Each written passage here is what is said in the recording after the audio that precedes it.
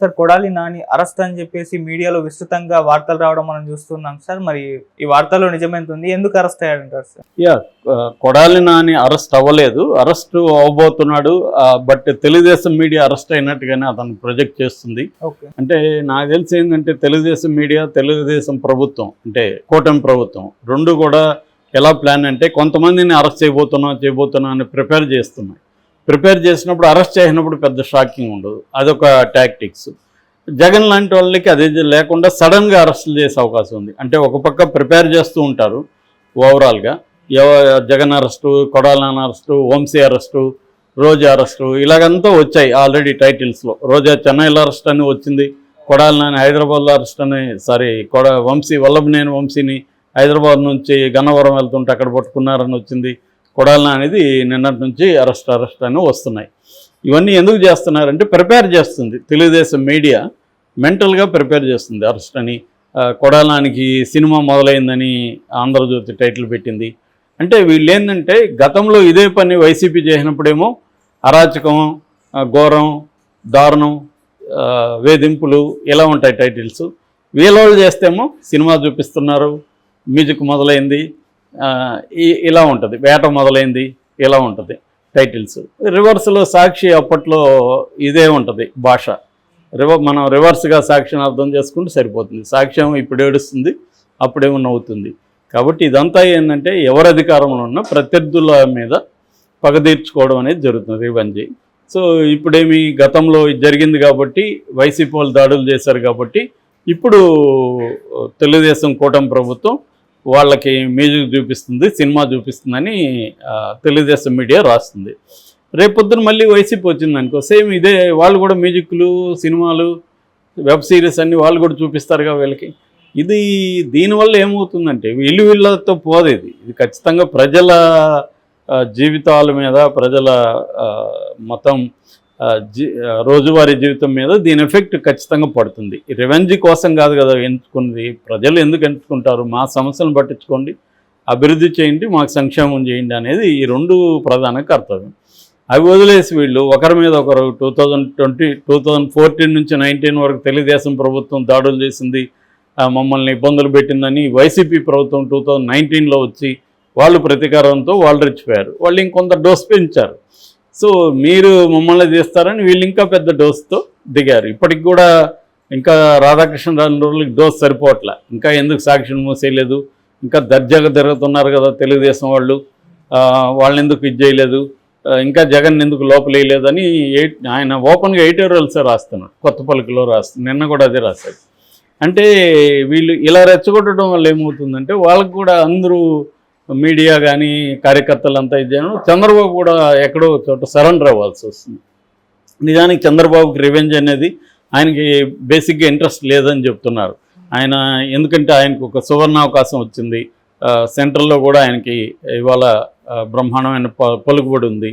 దాన్ని ఉపయోగించుకొని తను కానీ రాష్ట్రాన్ని అభివృద్ధి చేసి ప్రజలకు వీలైనంత సంక్షేమం అందిస్తే ఆయన పేరు శాశ్వతంగా నిలిచిపోతుంది. ఇప్పుడు పోయి నువ్వు జగన్ జైల్లో పెట్టడం, ఇంకోటి చేయడం వల్ల తాత్కాలికంగా నీకు ఆనందం కలగచ్చు, కానీ లాంగ్ టర్మ్లో ప్రజలు ఖచ్చితంగా వ్యతిరేకత వస్తుంది. సో ఇది చంద్రబాబుకి ఆయనకు తెలుసు, కానీ ఆయన మీద ప్రెజర్ అలాగా పెడుతున్నారు వీళ్ళందరూ.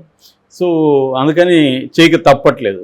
ఒక రకమైన రివెంజ్ పాలిటిక్స్. ఇప్పుడు ప్రభుత్వానికి రివెంజ్ ఉండకూడదు, నిజానికి వ్యక్తిగతంగా రివెంజ్ ఉండొచ్చు, కానీ ఒకసారి ప్రభుత్వంలోకి వెళ్ళినాక ఆ రివెంజ్ అనేది మోడ్ ఉండకూడదు.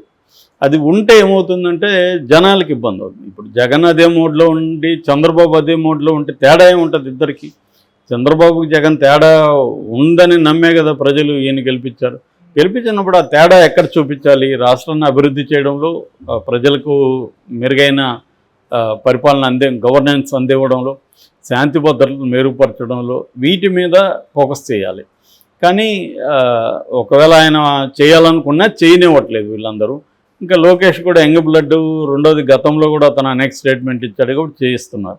ఇక్కడ కొంతవరకు పవన్ కళ్యాణ్ కనీసం ఆయన తన శాఖల మీద దృష్టి పెట్టి పని చేసుకుంటూ వెళ్తున్నాడు. ఆయనకి లిమిటేషన్స్ ఉంటాయి విత్ ఇన్ ద పరిధిలో. కాకపోతే ఏంటంటే పవన్ కళ్యాణ్, నేను గతంలో కూడా చెప్పాను, ఆయన ఈ రివెంజ్ పాలిటిక్స్ని ఖండించాల్సిన అవసరం ఉంది, ఆయన గైడ్ చేయాల్సిన అవసరం ఉంది. అప్పుడు పవన్ కళ్యాణ్ కూడా ఈ అబౌవ్ ద సోకాల్డ్ పొలిటీషియన్స్ కంటే అబౌవ్ ఉంటాడు, జనాలు వస్తాడు. కానీ ఆయన సైలెంట్గా ఉంటే ఖచ్చితంగా ఆయనకి నెగిటివ్ అవుతుంది. ఎందుకంటే అప్పుడంతా అదెవరో చెప్పారు, జగన్ అధికారంలో ఉంటే పవన్ కళ్యాణ్ నాగుభావంలాగా ఉంటాడు, చంద్రబాబు అధికారంలో ఉంటే వానభావంలాగా ఉంటాడని. అలాగా ఉండకూడదు పవన్ కళ్యాణ్. ఎందుకంటే పవన్ కళ్యాణ్ ఒక భిన్నమైన రాజకీయాలు చేస్తానని చెప్పుకుంటూ వచ్చాడు. ఇవాళ ఆ భిన్నంగా లేనప్పుడు మనం మాటిచ్చి తప్పుతున్నాం, హామీలు నెరవేర్చట్లేదు, మనం వాళ్ళని అనవసరంగా వేధిస్తున్నాం అనేది పవన్ కళ్యాణ్ చెప్పగలగాలి. సో దీనికి వీళ్ళ ఇదేంటంటే అప్పుడు మరి మా ఆఫీసుల మీద దాడులు చేశారు, మా వాళ్ళ మీద దాడులు చేసి కేసులు పెట్టొద్దంటారా అని అడుగుతారు. సో కేసులు పెట్టాలి, మరి మీరు దాడులు చేయకుండా ఉండాలిగా. మీరు ఎందుకు దాడులు చేస్తున్నారు? మీరు దాడులు చేసినప్పుడు వాళ్ళని అదే కొడాలి నాని ఇంటి మీద మీ వాళ్ళు దాడులు చేశారు కదా, వాళ్ళని అరెస్ట్ చేశారా? మిథున్ రెడ్డి రెడ్డప్ప ఇంటికి వెళ్ళినప్పుడు అక్కడ పోయి కార్లు తగలబెట్టి దాడులు విజువల్స్ ఉన్నాయి కదా, వాళ్ళని అరెస్ట్ చేశారా?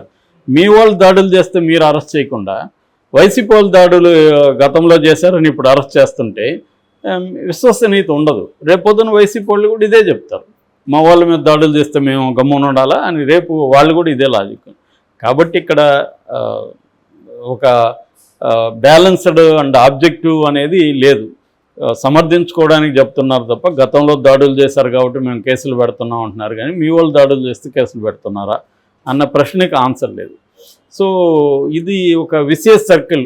అంటే మామూలుగా స్కూళ్ళల్లో వాడికి ఇచ్చాడు కాబట్టి నేను గిల్లాను సార్, నేను ఇచ్చాను కాబట్టి వాడికి గిల్లాను కొట్టుకొని వస్తుంటారు టీచర్ల దగ్గర. ఎవరిది ఎవరిది స్టార్ట్ అయిందనే చెప్పలేం. అట్లాగే ఉంది ఇది కూడా చిన్నపిల్లల గొడవల్లాగా. ఏదేమైనా కొడాలి మీద ప్రజెంట్ కేసు ఏంటంటే, గతంలో మాజీ ఎమ్మెల్యే రావిపాటి వెంకటేశ్వరరావు అక్కడ ఉన్నప్పుడు ఆయన మీద వీళ్ళు దాడులు చేశారని, వంగవీటి మోహన్ రంగ వర్ధంతికి వెళ్ళొద్దని ఆయన బెదిరించారని, చివరికి తెలుగుదేశం ఆఫీసులో ఈయన ఉన్నప్పుడు అక్కడ దాడులు చేశారని అని చెప్తున్నారు. ఈ దాడుల్లో కొడాలి నాని ప్రమేయం ఉంది. చివరికి అక్కడ కే కన్వెన్షన్లో క్యాసినో నిర్వహిస్తున్నాడు కొడాలి నాని అని చెప్పి తెలుగుదేశానికి సంబంధించిన ఒక ఫ్యాక్ట్ ఫైండింగ్ కమిటీ 2022 జనవరి 21న వెళ్ళింది అక్కడికి, గుడివాడికి. నిజ నిర్ధారణ కమిటీ తెలుగుదేశానికి వెళ్ళినప్పుడు వాళ్ళ మీద దాడులు చేసి ఆఫీస్ మీద దాడులు చేశారు. ఆ కేసుని ఇప్పుడు బయటికి తీశారు. ఆ కేసులో దుక్కుపాటి భూషణ్ అని కొడాలి నాని అనుచరుడు, అట్లా కొడాలి నాని ఇంకొంతమంది మీద ఆల్రెడీ కొన్ని సెక్షన్స్తో కేసులు పెట్టారు. సో ఈ కేసులో కొడాలి నాని అరెస్ట్ చేస్తారని అంటున్నారు. దీనివల్ల ఫైనల్గా ఏం జరుగుతుందంటే కొడాలి నానికే మేలు జరుగుతుంది. ఎందుకంటే కొడాలి నాని ఇవన్నీ ఫేస్ చేయడం వల్ల కొడాలి నానికి సింపతి క్రియేట్ అయ్యే అవకాశం ఉంటుంది తప్ప అల్టిమేట్గా ఇప్పుడు చంద్రబాబును అరెస్ట్ చేసి జగన్ తప్పు చేశాడనేది అందరూ చెప్తున్నది. ఎందుకంటే చంద్రబాబును అరెస్ట్ చేయడం వల్ల అతనికి జరిగిన మేలేంటి? తెలుగుదేశం కకావికలం అయిపోతుంది, మొరేల్గా దెబ్బతింటుంది అనేది అనుకున్నాడు. అదేం జరగలేదు.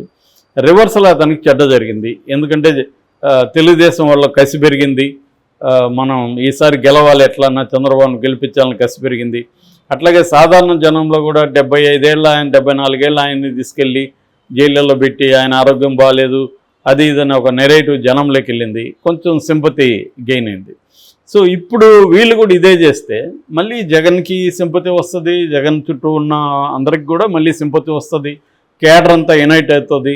జగన్ మీద అసంతృప్తితో, మామూలుగా అయితే జగన్ మీద అసంతృప్తితో కేడర్ ఉంది. ఇప్పుడు ఆ కేడర్ కూడా జగన్ వెంట ర్యాలీ అవుతుంది. ఎందుకంటే మనల్ని వేధిస్తున్నారు అని చెప్పి వాళ్ళు కూడా యునైట్ అవుతారు. ఎప్పుడైనా పిల్లినైనా కూడా ఒక కార్నర్ నెడితే తిరగబడుతుంది. అలాగా వీళ్ళు ప్రధానంగా గవర్నెన్స్ మీద, డెవలప్మెంట్ మీద, సంక్షేమం మీద, లా అండ్ ఆర్డర్ మీద వీళ్ళ దృష్టి పెట్టడం, కేంద్రం నుంచి ఫండ్స్ తీసుకురావడం, విభజన హామీలు నెరవేర్చేట్టుగా చూసుకోవడం, చాలా పనులు ఉన్నాయి యాక్చువల్గా. వాటికే టైం సరిపోదు. అది వదిలేసి వీళ్ళు ఇటువంటి దాని మీద పెట్టడం వల్ల జగన్ని నేలమట్టం, భూస్థాపితం ఇంకోటి చేద్దాం అనుకుంటారు. కానీ అంత ఈజీ కాదు. అది టెంపరీగా సక్సెస్ అవ్వచ్చు కానీ లాంగ్ టర్మ్లో వర్కౌట్ అవ్వదని మనం మోడీని నిరూపించాడు. 10 ఏళ్ళుగా మోడీ కాంగ్రెస్ ముక్త భారత్ అంటున్నాడు. కాంగ్రెస్ ముక్త భారత్ జరగకపోగా కాంగ్రెస్ బలపడుతూ ఉంది, ఇండియా కూటమి బలపడుతూ ఉంది, ఇంటర్న్ బీజేపీ వీక్ అవుతుంది.